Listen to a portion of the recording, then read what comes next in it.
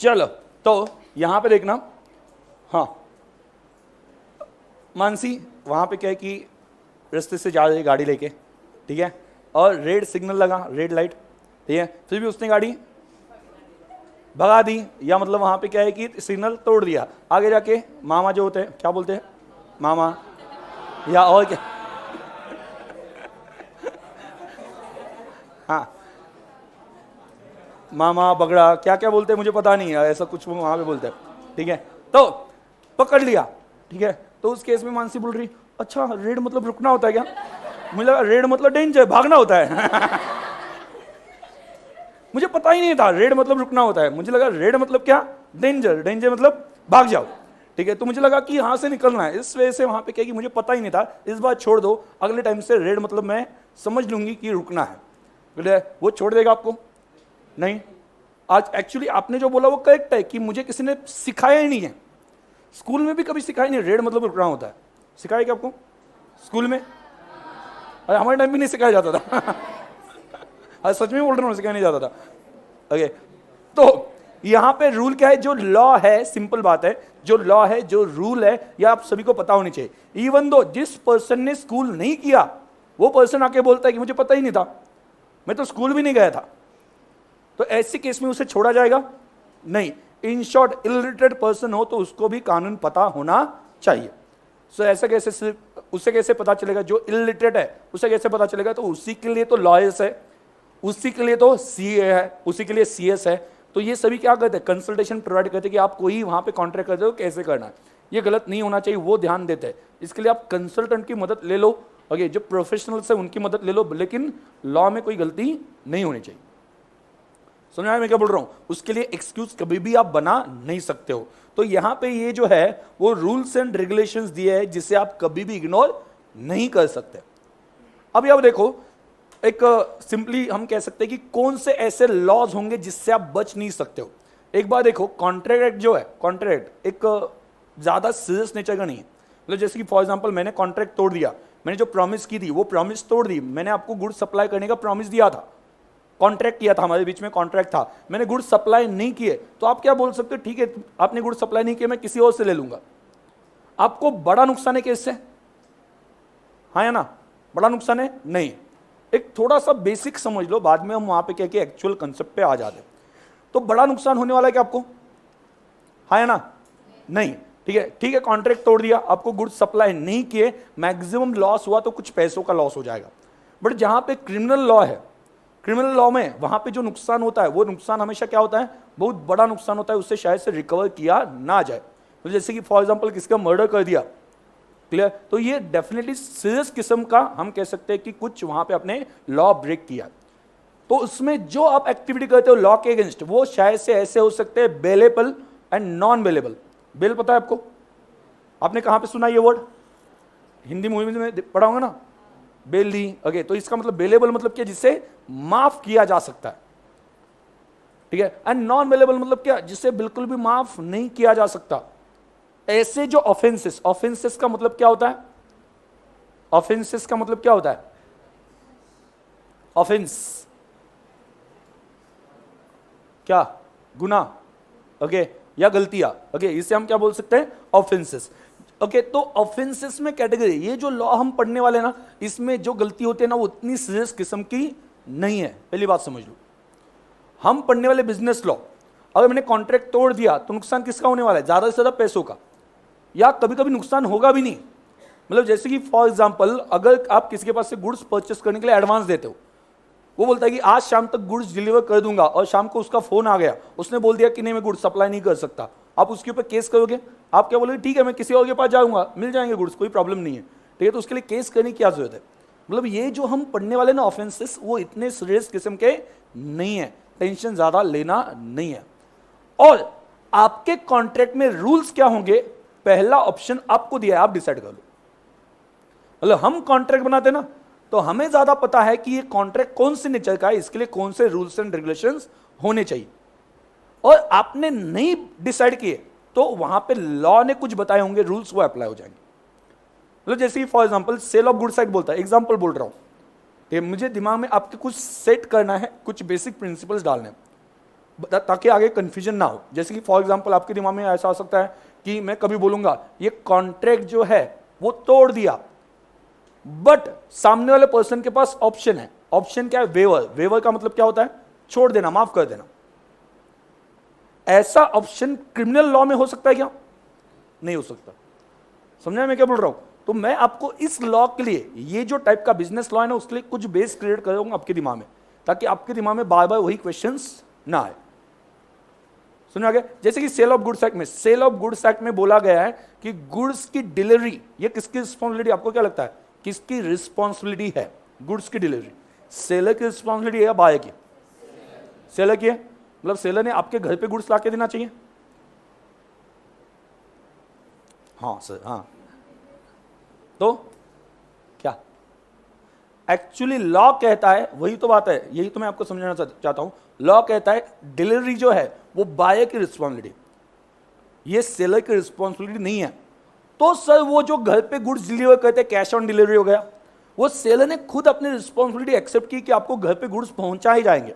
अगर सेलर ने खुद रिस्पॉन्सिबिलिटी एक्सेप्ट ना की हो तो आपको सेलर के पास से गुड्स कलेक्ट करने पड़ते हैं, ऐसा लॉ बोलता है। तो पहले आपने क्या करना चाहिए? जब कॉन्ट्रैक्ट बनता है तो ये डिसाइड करना चाहिए आपस में, क्या क्या डिसाइड करना चाहिए कि डिलीवरी की रिस्पॉन्सिबिलिटी किसकी होगी, सेलर की या बायर की। और अगर डिसाइड नहीं किया तो बायर की। लॉ क्या बोल रहे हैं? बायर की। मतलब समझ में आ रहा है? लॉ यहां पे सेकेंडरी रोल प्ले करता है। ये कौन सा लॉ है? बिजनेस लॉ है, जहां पे कंपल्शन जो है वो कम है। आपको बोला है आप आपका कॉन्ट्रैक्ट डिसाइड करो, आपको कैसे परफॉर्म करना है। मतलब ऑब्वियस बात है, एक लॉ बनाया गया है, उसमें सभी कॉन्ट्रैक्ट कैसे बनेंगे वो बताया थोड़ी ना जा सकता है। तो आप डिसाइड कर लो कैसे कॉन्ट्रैक्ट होना चाहिए, और आप अगर डिसाइड नहीं करते हो तो हमारे रूल्स अप्लाई हो जाएंगे। तो ये जो तीनों हम पढ़ने वाले, कौन सा? कॉन्ट्रैक्ट एक्ट, दूसरा sale of goods act, and तीसरा कौन सा? Partnership act. इसमें पहला ऑप्शन किसके पास है? पार्टीज के पास है। किस बात के लिए? आप आपके टर्म्स एंड कंडीशन डिसाइड कर लो। जो कॉन्ट्रैक्ट में टर्म्स एंड कंडीशन है आप डिसाइड कर लो, और अगर आप डिसाइड नहीं कर पाते हो तो लॉ एप्लीकेबल है। ओके, जैसे कि फॉर एग्जांपल आपने एग्रीमेंट, पार्टनरशिप बनाई एक पर्सन के साथ, पार्टनरशिप बनाई। तो पार्टनरशिप बनाने के बाद में दो पार्टनर्स है। अभी दोनों पार्टनर्स के राइट्स क्या होंगे ये डिसाइड नहीं किया आपने। एक्चुअली डिसाइड कर सकते थे, ऐसा आप डिसाइड कर सकते थे कि जो बिजनेस में डिसीजंस है वो एक ही पार्टनर लेगा, दूसरा पार्टनर नहीं लेगा, ऐसा डिसाइड कर सकते थे। आप आपके टर्म्स एंड कंडीशन डिसाइड कर लो, लेकिन आपने डिसाइड नहीं किए। तो लॉ क्या कहता है? दोनों को इक्वल राइट्स होंगे। मतलब लॉ ये कहता है कि कल जाके आप उनके पास गुड्स परचेस करने गए, यहां पे नीचे समझो कि स्टेशनरी का शॉप है, वो पार्टनरशिप में है, ऐसा मान के चलो, ठीक है। तो स्टेशनरी शॉप पे चले गए, और स्टेशनरी शॉप पे चले गए तो वहां पे आप पूछते हो कि पेन कितने का है, तो बोलता है 5 रुपए का है। तो आप कहते हो कि ठीक है ये 5 रुपए ले लो और मुझे पेन दे दो। वो कहता है कि नहीं, मुझे पार्टनर को फोन करके पूछना पड़ेगा पेन बेचू या नहीं बेचू। ओके, पेन बेचू या नहीं बेचू ये मुझे पार्टनर को पूछना पड़ेगा। क्लियर? तो अभी आप देखो आपके बीच में कुछ भी डिसाइड नहीं है।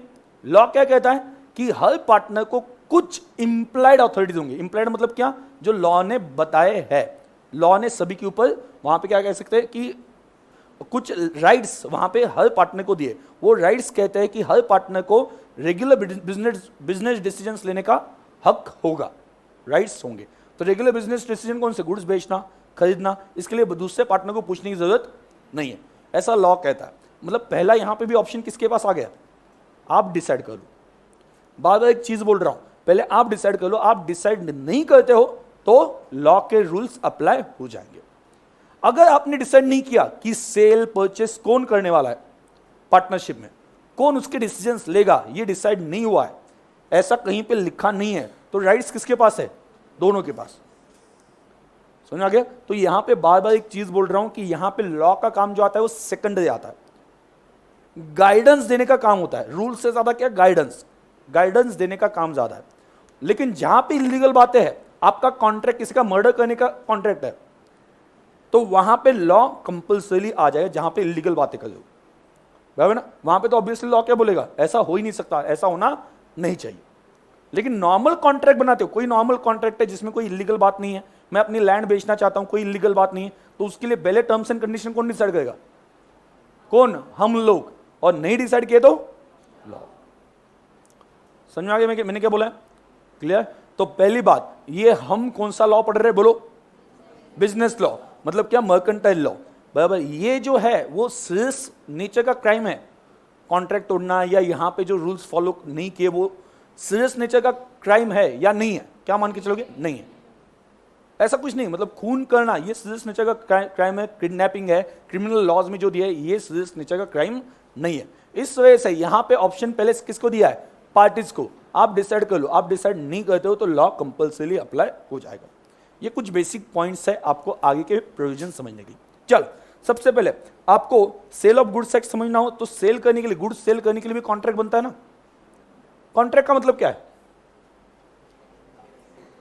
कॉन्ट्रैक्ट का मतलब क्या होता है? सौदा। कॉन्ट्रैक्ट, हाँ, एग्रीमेंट। ओके, आगे। एग्रीमेंट का मतलब क्या? Both the persons are agreed. Both the persons are agreed. Now both the person are agreed to commit murder of X. Supported by, ओ पता है इनको। ओके, कैसे पता है? हाँ हाँ, वो थोड़ा पढ़ लिया। ओके, हाँ ठीक है, तो चलो कॉपी करना सीख गए पहले से ही। हाँ चलो आगे आगे। तो देखो यहाँ पे कॉन्ट्रैक्ट क्या होता है? आपने जो एग्रीमेंट बनाई, दो पर्सन वहां पे क्या आ जाते हैं, टर्म्स एंड कंडीशन डिसाइड कर लेते हैं, और वो टर्म्स एंड कंडीशन अगर लॉ से सपोर्टेड हो, लॉ के अगेंस्ट ना हो, तो ये कॉन्ट्रैक्ट बन जाता है। देखो ध्यान देना, यहाँ पे मैं एक आपको डायग्राम दे रहा हूं। ए और बी दो पर्सन है। ओके, एक पर्सन दूसरे पर्सन को ऑफर देगा। ऑफर मतलब क्या? ऑफर नाम सुना है ना, ये सभी वर्ड्स आपने सुने हैं। प्रपोज सुना है? प्रपोज सर सुना है ना। प्रपोज मतलब ही ऑफर। अभी प्रपोज क्या होता है? हाँ, मैं मजाक नहीं कर रहा हूं, प्रपोज मतलब ऑफर। हाँ, प्रपोज मतलब क्या? हाँ, अरे इतना शर्मा क्यों रहे हो? हाँ, ये देखो, ये तो इतना शर्मा रही है। हाँ चलो, प्रपोज मतलब क्या? और ऑफर मतलब प्रपोज, टैलेंट। हाँ, तो क्या होता है प्रपोज में? क्या होता है? चलो मुझे प्रपोज एक्सप्लेन करो। प्रपोज करो नहीं, प्रपोज एक्सप्लेन करो। हाँ चलो, क्या होता है प्रपोज? अरे क्या होता है प्रपोज में? बोलो ना, कुछ तो भी पता है ना सभी को। नहीं पता ऐसा मत बोलना। ओके, हाँ, क्या होता है उसमें? एक पर्सन कुछ तो बोलता है, दूसरा जूता फेंक के मारता है। हाँ हाँ, तो क्या होता है प्रपोज में? ऑफर। क्या ऑफर? वही ये क्या डेफिनेशन है? प्रपोज मतलब ऑफर लेके जाता है एक पर्सन। दोनों भी एक ही है ना, प्रपोज और ऑफर। तो प्रपोज या ऑफर में क्या होता है? एक पर्सन अपनी विलिंगनेस बताता है, बराबर ना। विलिंगनेस प्रपोज में होती है ना, विलिंगनेस। तुम मुझसे शादी करोगी, विलिंगनेस, ठीक है। तो प्रपोज में सर क्या पढ़ा है उससे हमें? अभी क्या करूँ, आपका बुक निकाल के देखो, उसमें भी ऐसे एग्जाम्पल मिल जाएंगे आपको, ठीक है। तो मैं एकदम सीधा साधा हूँ, मुझे बुक ने बिगाड़ दिया है। हाँ, तो कुछ एग्जाम्पल बुक में भी दिए ऐसे, ठीक है। मैं आगे बता दूंगा, जैसे वहां पे आता जाएगा, ये बुक में एग्जाम्पल होगा, ऐसा मैं बता दूंगा, ठीक है। तो एक्सप्रेशन ऑफ विलिंगनेस, अपनी क्या बताना? इच्छा, मर्जी, ठीक है। क्यों बताई? क्यों बताई?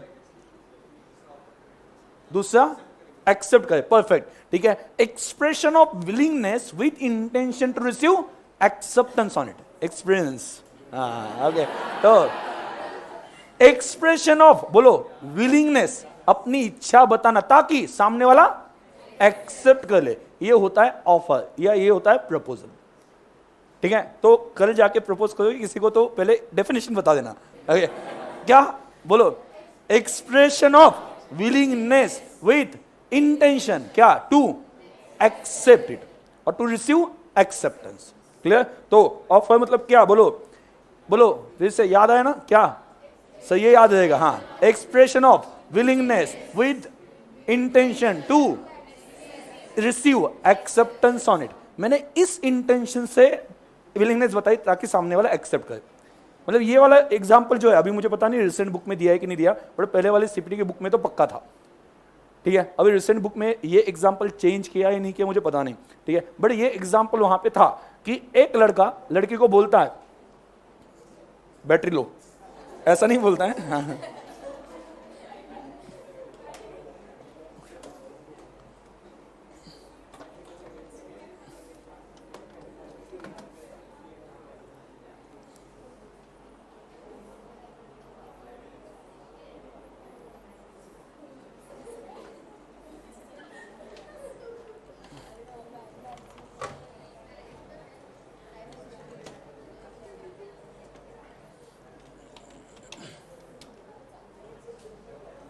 हाँ चलो, ऑफर मतलब क्या बोलो? Expression of willingness with intention to receive acceptance on it. Clear? अभी आपके बुक में एग्जाम्पल पहले था, ओके, सीपीटी के बुक में तो ये पक्का था, ठीक है, अभी यहाँ पे रिसेंटली चेंज किया वो तो पता नहीं। एक लड़का लड़की को बोलता है कि मुझे शादी करनी है, मुझे शादी करनी है। इज इट प्रपोज और इज इट ऑफर और इज इट प्रपोजल? एनालिसिस, हाँ चलो आपका एनालिसिस लगा, हाँ है या नहीं है? नहीं है पक्का? और एक्सप्रेशन ऑफ विलिंगनेस है ना इसमें,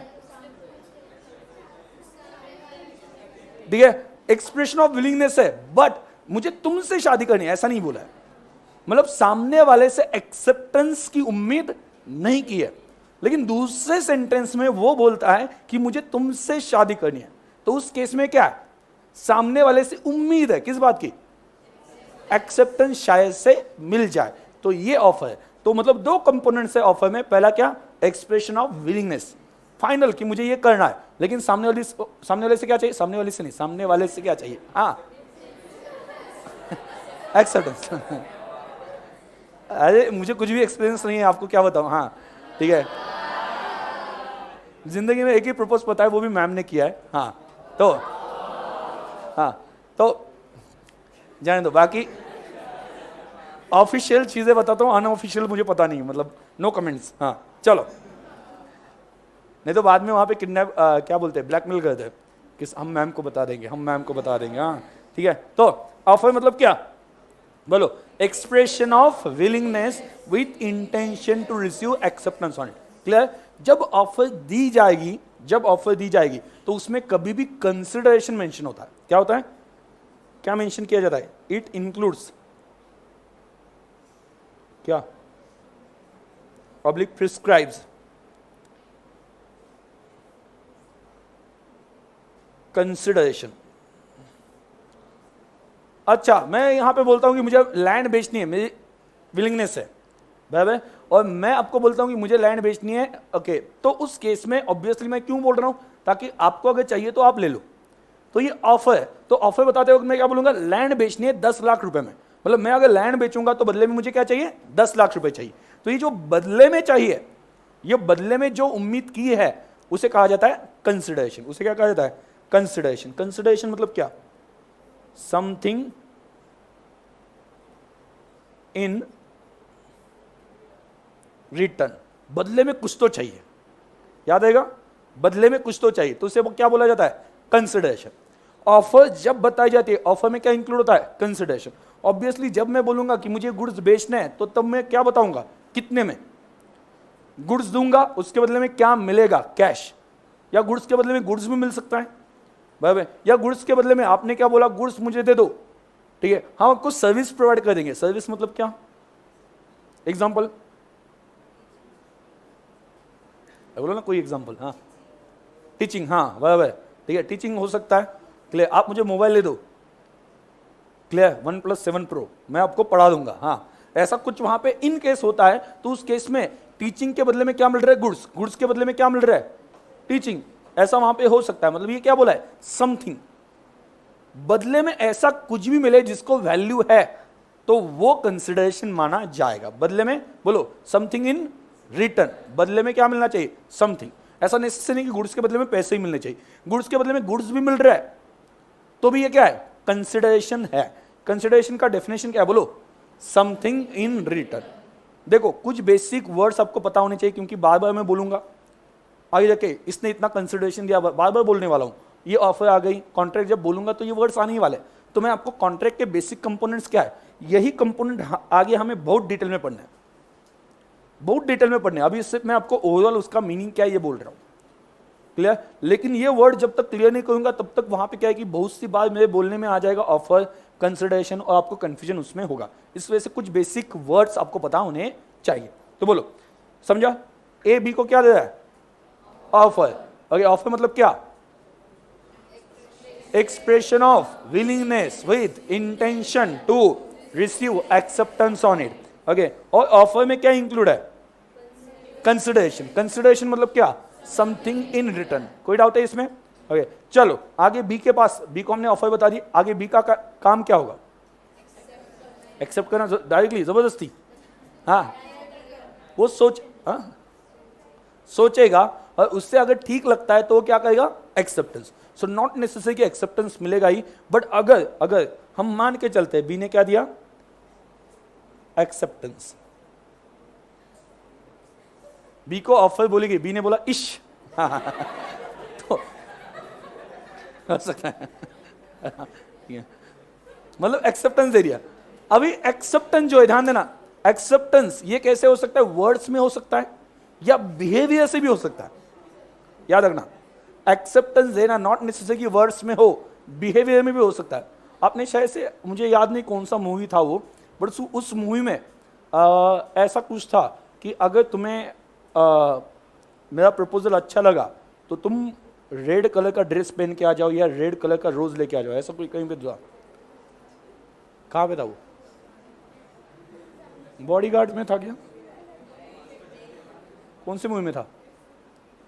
हाँ ठीक है, मुझे याद नहीं आ रहा कौन सी मूवी है, ठीक है, क्योंकि बीच में ये सभी एग्जाम्पल, मुझे सभी बहुत सारे मूवी के सीन्स आ जाएंगे एक्सप्लेन करते वक्त, वो ऑटोमेटिकली आ जाएंगे। बहुत सारे मूवी के सीन्स में एक्सप्लेन करने वाला हूँ, ठीक है। तो उस वक्त मुझे, मतलब बीच में लगभग लॉ पढ़ाने में मेरे 1.5 साल का गैप था, ठीक है। मैंने लॉ पहले लगभग 2008 से मैं पढ़ा रहा हूँ लॉ, 2008, ठीक है। बीच में 1.5 साल नहीं पढ़ा था, तो कंसेप्ट कुछ चेंज नहीं हुआ है, कंसेप्ट कुछ भूला नहीं हूँ, बट वो मूवीज के नाम वगैरह होते ना, ठीक है, वो थोड़े से वहाँ पे क्या कि याद नहीं आएंगे शायद से, ठीक है।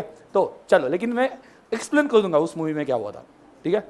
स्टोरी सुननी है ना, अच्छा लगता है ना मूवी की स्टोरी सुनना, तो ऐसे हंसी मजाक में पढ़ते जाएंगे, आपका लॉ वहाँ पे कब खत्म हो गया पता नहीं चलेगा, क्लियर। तो यहाँ पे ध्यान देना, तो वहाँ पे क्या क्या ऐसा कुछ वहाँ पे होता है कि वो जो एक्टर है, या मतलब कि हीरो जो है, वो प्रपोज करता है, वो बोलता है कि अगर तुम्हें ये प्रपोजल एक्सेप्टेड हो तो तुम रेड कलर की ड्रेस या रोज लेके गार्डन में आ जाना। ये कौन सी मूवी में था मुझे पता नहीं, बट मूवी में किसी तो देखा है, ठीक है। अगर वो गार्डन में रेड कलर का ड्रेस पहन के आती है, क्या मानेंगे?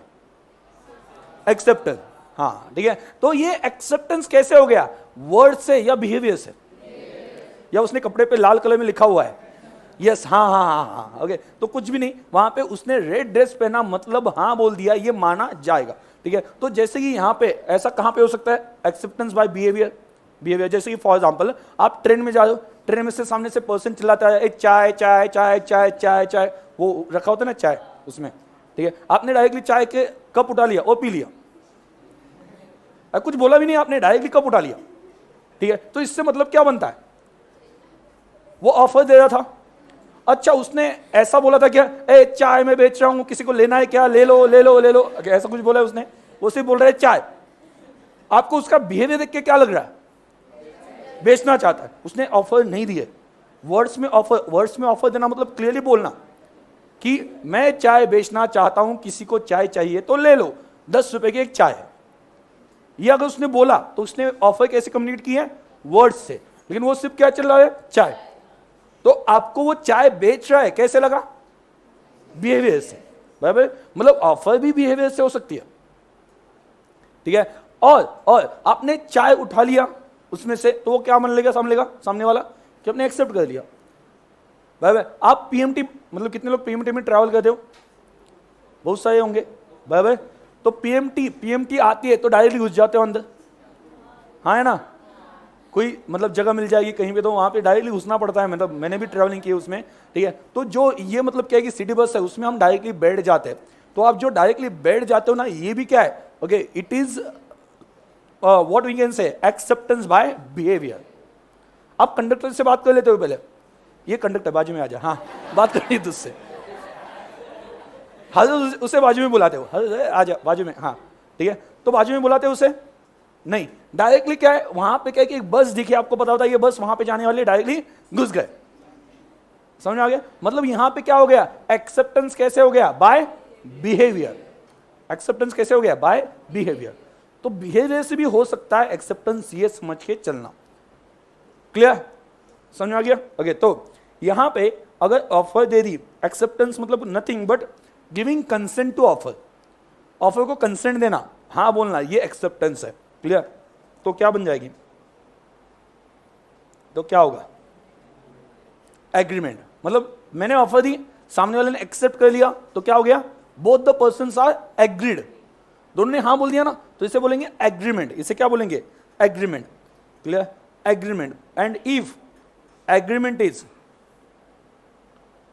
इनफोर्सेबल बाय लॉ, दोनों ने जो डिसाइड किया है या दोनों को जो लगता है, if it is enforceable by law then it is contract. What is enforceable by law, supported by law. अगर आपने जो डिसाइड किया ना, इसे लॉ का सपोर्ट हो, मतलब इन शॉर्ट लॉ के खिलाफ कुछ नहीं करे, कानून के खिलाफ कुछ नहीं करे। मतलब आपने जो एग्रीमेंट बेची, सॉरी एग्रीमेंट जो बनाई, उसमें कोई भी इलीगल बात नहीं, किसी का मर्डर नहीं है, किडनैपिंग नहीं, कुछ भी नहीं है। लैंड बेचनी है, मुझे अपनी खुद की लैंड बेचनी है, सामने वाले से पैसे लेने, कुछ इलीगल है इसमें नहीं है, तो लॉ का सपोर्ट मिलेगा, हाँ मिलेगा, कोई प्रॉब्लम नहीं। इसके लिए मुझे किसके पास सपोर्ट है या नहीं मांगने के लिए जाना पड़ता है क्या, नहीं, सिंपली इलीगल कुछ भी नहीं, मतलब लॉ से सपोर्ट है।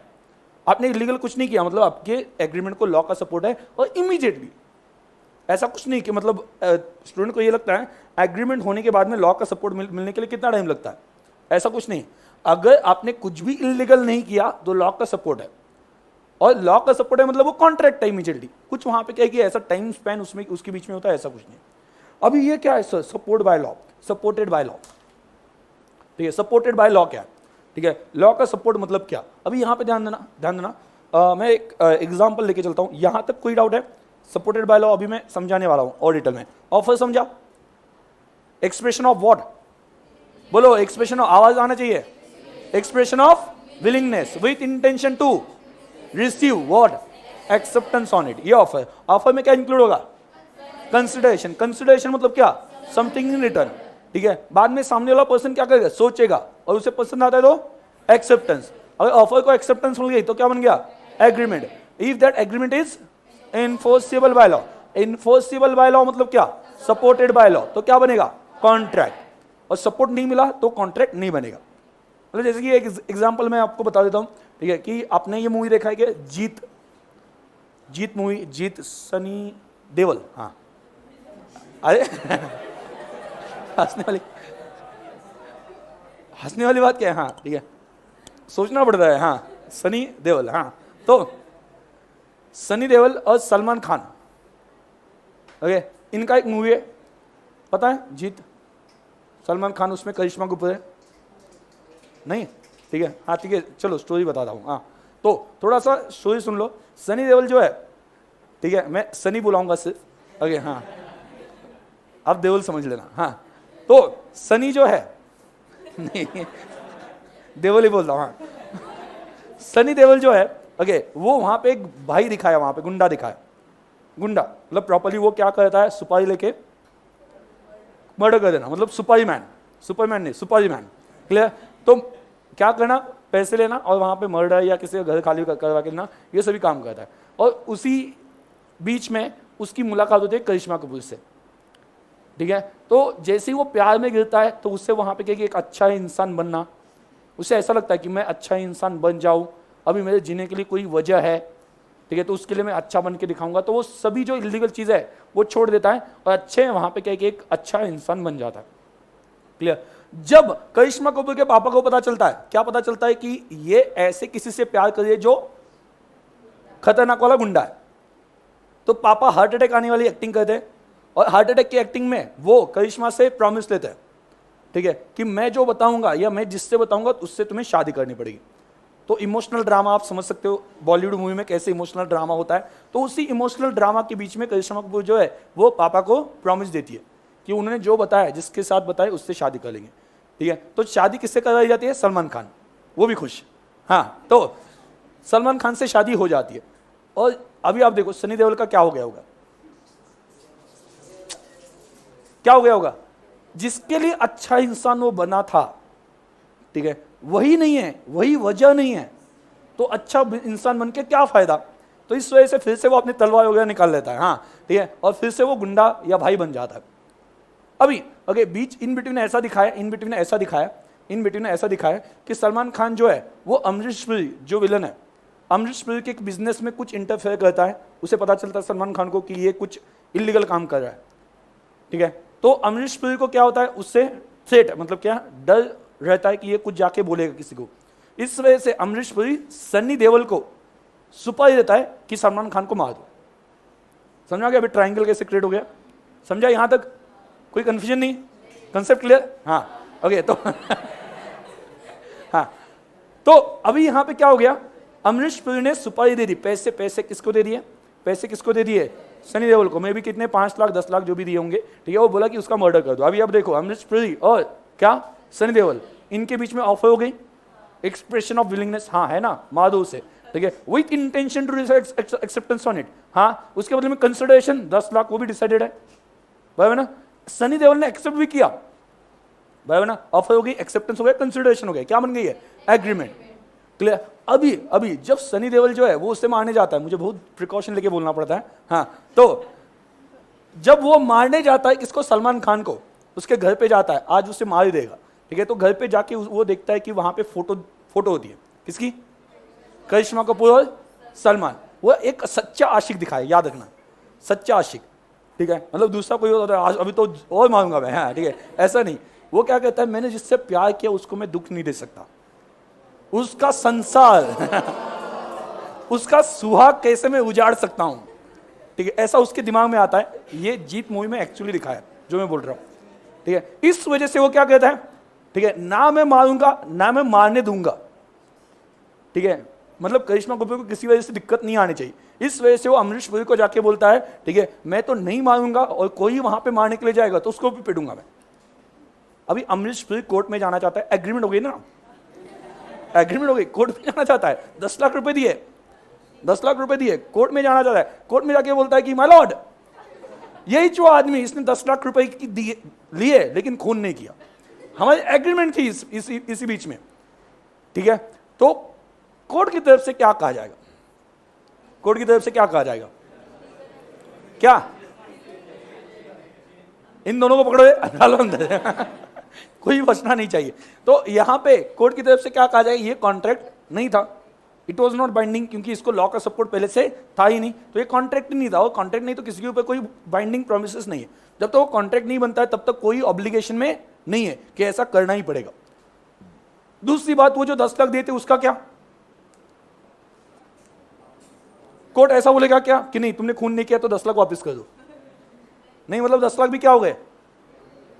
गए। मतलब यहां पे एक रूल और एक अप्लाई बन जाता है। अगर आप इलीगल कॉन्ट्रैक्ट करते हो या इलीगल है तो उससे रिलेटेड जो पेमेंट हुआ है या जो लेन देन हुई है उसके लिए भी आप केस नहीं कर सकते, मुझे वापस कर दो। इलीगल में सब कुछ क्या होता है? वॉइड। वॉइड का मतलब क्या है? ये वर्ड याद रखना, बहुत बार आने वाला है। वॉइड मतलब जिसका कोई इफेक्ट ही नहीं, नल, जिसको कोई भी इफेक्ट नहीं, नल एंड वॉइड मतलब क्या? जिसको कोई भी इफेक्ट नहीं है उसे हम क्या बोलेंगे? वॉइड। समझना है मैं क्या बोल रहा हूं? ये क्या था? वॉइड, पहले से इसको कोई इफेक्ट नहीं था, ना ये एग्रीमेंट माना जाएगा ना कॉन्ट्रैक्ट, कुछ भी नहीं है। मतलब लॉ के हिसाब से इसको कोई भी इफेक्ट नहीं, इसमें जो ट्रांजैक्शन होता है ना इसको भी कोई इफेक्ट माना नहीं जाएगा। क्लियर? तो चलो जाते जाते वहां पे मुझे फिर से बताओ, पहला क्या है? हम कौन सा लॉ पढ़ रहे हैं? मर्केंटाइल मतलब बिजनेस, बराबर। उसमें कौन कौन से चैप्टर्स आने वाले ये मैंने आपको सब बता दिया। उसमें से कॉन्ट्रैक्ट हम स्टार्ट करने वाले, because contract is based for all other laws, ठीक है। तो उसमें सबसे पहले मैंने क्या बताया? ए बी को क्या देता है? ऑफर। ऑफर का मतलब क्या है? Expression of willingness with intention to receive acceptance on it. याद हो गया अच्छे से? उसमें क्या इंक्लूड होता है? कंसिडरेशन मतलब क्या? समथिंग इन रिटर्न, ठीक है। तो बी उसके ऊपर सोचेगा और क्या देगा? एक्सेप्टेंस। जब ऑफर को एक्सेप्टेंस मिलती है तो क्या होगा? एग्रीमेंट। एग्रीमेंट को क्या चाहिए? इन्फोर्सिबिलिटी या enforceable by law. Enforceable by law का मतलब क्या है? Supported by law. तो क्या बनेगा? कॉन्ट्रैक्ट। अगर सपोर्ट नहीं होगा if not supported by law तो क्या बनेगा, वॉइड। वर्ड याद रखना, वॉइड। इसे मैं डिटेल में एक्सप्लेन करूंगा, डोंट वरी। अभी मैं प्राइमरीली आपको बोल रहा हूं कि ये वर्ड्स होते हैं, क्योंकि अभी ऑब्वियस है ये लॉ पढ़ाना है तो मुझे ये बार बार वर्ड्स यूज करने पड़ेंगे। आपको बेसिक आइडिया तो होनी चाहिए उस वर्ड का मीनिंग क्या है, समझा। आज जो वर्ड्स बताए ऑब्वियसली अगर ऑफर बहुत डिटेल में पढ़नी है हमें, बहुत डिटेल में मतलब क्या, उसके ऊपर 2 पेजेस रूल्स है या उसके बाद में 2 पेजेस का डायरेक्शन है। कंसिडरेशन के लिए भी लगभग 1.5-2 पेजेस का डायरेक्शन है, वो हमें डिटेल में पढ़ना है। बट सबसे पहला अपना काम क्या है, कंसिडरेशन मतलब होता क्या है वो तो समझ ले, बाद में इन्फोर्सिबल है या नहीं उसके लिए 4-5 पेजेस के डिटेल दिया है। वर्ड कौन सा है उसके लिए भी 2-3 पेजेस है, मतलब ये हमें बहुत डिटेल में पढ़ना है, ठीक है। बट डिटेल में पढ़ने से पहले आपको थोड़ी सी एक आइडिया होनी चाहिए कि इस वर्ड का मीनिंग क्या है, प्राइमरी मीनिंग क्या है। क्लियर, कोई डाउट है? नो, मतलब आगे उन्होंने बताया कि कंसिडरेशन समथिंग इन रिटर्न वो कितना होना चाहिए, बराबर ना, मतलब बदले में पैसा मिल रहा है वो कितना होना चाहिए, उसके बारे में थोड़ा सा गाइडलाइन दिया है। या कौन देगा, मतलब जैसे कि फॉर एग्जांपल कौन देगा मतलब क्या, जैसे कि फॉर एग्जांपल आप यहां पे बैठे हो, ठीक है, फीस आपने दी है कि आपके पेरेंट्स ने दिया, तो मैं ये बोलता हूं कि जिन्होंने फीस दी उनको ही मैं पढ़ाऊंगा, आपके पेरेंट्स को पढ़ाऊंगा, आपको क्यों पढ़ाऊं, आपने कुछ भी नहीं दिया। सुनिए मैं क्या बोल रहा हूं, जिन्होंने मुझे पैसे दिए उनको मैं पढ़ाऊंगा। आपने पैसे दिए क्या, आपके पेरेंट्स ने पैसे दिए, सही बोल रहा हूं, हाँ है ना, तो मैं पेरेंट्स को पढ़ाऊंगा, आपको नहीं पढ़ाऊंगा। तो इसके ऊपर क्लैरिटी है कंसिडरेशन में। क्लैरिटी क्या है, कंसिडरेशन में be paid by any person, वो शायद से आप हो सकते हो या आपके बिहाफ में कोई और हो सकता है। तो जिसके बिहाफ में पैसे मिले उसके लिए मुझे काम करना पड़ेगा। तो मैं किसके लिए काम करूंगा या किसके लिए पढ़ाऊंगा, आपके लिए। तो ये क्लैरिफिकेशन आगे डिटेल में दिया गया, बट अभी आपको इतना डिटेल में हम जाएंगे, ठीक है, उस वक्त समझेगा भी, अच्छे से समझेगा, कोई दिक्कत वाली बात नहीं, मतलब ऐसा कुछ भी नहीं लॉ में, ठीक है, जो मेरे होते हुए समझेगा नहीं, ठीक है। समझने की बात छोड़ दो, सब कुछ याद हो जाएगा, ठीक है। अभी जो पढ़ा है वो याद हो जाए ना, क्या क्या है, तो सब कुछ याद हो जाएगा। सिर्फ आपको क्लास में रेगुलर रहना है और रेगुलरली क्लास अटेंड करो, सब कुछ याद हो जाएगा। मैं ये नहीं बोल रहा हूँ समझ में आएगा, समझ में तो आना ही है, लेकिन मैं ये भी बोल रहा हूँ कि आपको सब कुछ याद हो जाएगा। क्लियर, एक बार सब्जेक्ट में इंटरेस्ट आ गया तो ऑटोमेटिकली सभी चीजें उससे कनेक्टेड याद होने लगती है। क्लियर, कोई डाउट? नो, ठीक है। तो अभी अगला लेक्चर स्टार्ट हो जाएगा, बाहर मत जाओ, इमीडिएटली लेक्चर स्टार्ट होने वाला है। क्लियर।